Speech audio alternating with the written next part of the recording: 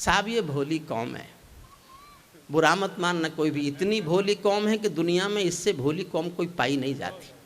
मैं इसलिए भी कह रहा हूँ कि मैं भी स्कूल में पैदा हुआ हूँ, हालांकि ये मेरे वश में नहीं था, मैं इस पर कोई गर्व तो करता नहीं हूँ, लेकिन हुआ हूँ तो अपने भोलेपन के तो गीत मैं भी गाता हूँ। हम कितने भोले हैं एक सबूत देता हूँ, चलो इसने याद दिला दी, वरना मैं बीच में भी बोलने वाला नहीं था। एक जाट की शादी नहीं हो रही थी। अच्छा, इसमें कोई बुरी बात थोड़ा ही है, कई बार मेरी नहीं हुई, कई बार क्या, एक बार भी नहीं हुई? नहीं, एक बार भी नहीं, सचमुच नहीं हुई। एक तो मैं जाट, दूसरे में कवि हो गया। उन्होंने कहा कि वो तो सच, मुझे मैं प्रोफेसर बन के गया मुजफ्फरनगर, पहले बार तो वहाँ जाटों का इलाका, पूरा मुजफ्फरनगर जाटों का है। तो जो आता था वो ये सोचता था कि ये अब तक शादी क्यों, मैं 23 साल की उम्र में प्रोफेसर हो गया था, तो तभी मुझे किसी ने याद दिलाया कि ये भोली कौम है। मैं उस पर एक बात बता रहा हूँ आपको, फिर कविताएं सुनाऊंगा।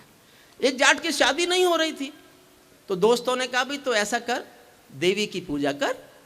जाट बोला अगर मैं देवी की पूजा करता तो मैं जाट होता, अग्रवाल नहीं होता, शर्मा नहीं होता। जाट नहीं करते देवी की पूजा। तो उससे अगली सलाह दे दी कि हनुमान जी की कर ले। जाट छुटते ही बोला उसकी तो खुद नहीं हुई थी। लेकिन उसे समझाया, जाट तो भोला भाला, बहुत भोला। कितना भोला, मैं आप सबूत सुनना चाहो तो सबूत दे सकता हूं। जब चौधरी चरण सिंह हिंदुस्तान के प्रधानमंत्री बने तो हमारे मेरठ के, मुजफ्फरनगर के जाटों ने दिल्ली में कनॉट प्लेस में गुड़ बांटा। गुड़ बांटते फिरे चौधरी के, लाली मुंह मीठा करो, लाला मुंह मीठा करो। लोगों ने पूछा जी क्या हो गया? बोले घनी बड़ी बात हो गई, मुंह मीठा करो। बोले जी हुआ क्या? होना के था, घनी बड़ी बात हो गई, आज हमारा चौधरी चरण सिंह इंदिरा गांधी हो गया। तो भोली कौन, भोलापन, भोलेपन में ऐसे ही बोलते हैं। हनुमान जी की पूजा करने के लिए पंडित जी ने समझाया तो मान गया, लेकिन इस शर्त पे माना कि पंडित जी आप साथ चलोगे पूजा कराने। पंडित जी को दक्षिणा चाहिए थी, मिल गई। वो पूजा कराने साथ गए, मंदिर पहुंचे हनुमान जी के। पंडित जी, अच्छा जाट गया उस दिन, जिस दिन उसने अपने खेतों में हल जोता, बैलों को साथ लिया। पंडित जी से बोला पंडित जी आज टाइम है, चलो मेरे साथ पूजा करा दो।